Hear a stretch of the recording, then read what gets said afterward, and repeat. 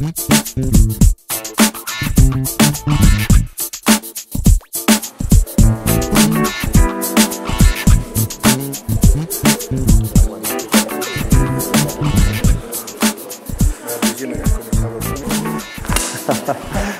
n'y a pas que du magnésium dedans. Donc je vous propose, c'est de goûter l'eau. Alors vous commencez par cette eau-là. Ok. Je vais vous donner un verre, monsieur. Donc là, vous avez 3 eaux embouteillées qui sont vendues dans le commerce et qui ont 3 propriétés, qui ont des propriétés différentes l'une de l'autre.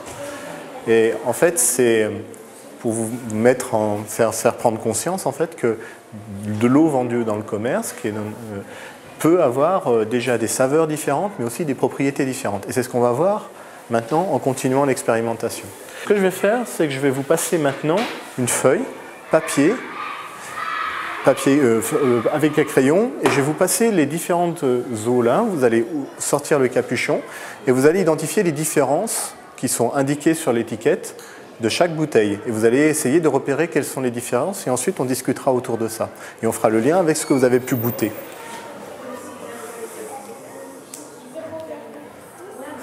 Première, sauf qu'elle est pétillante celle-là. C'est celle qu'on a trouvée la plus mauvaise.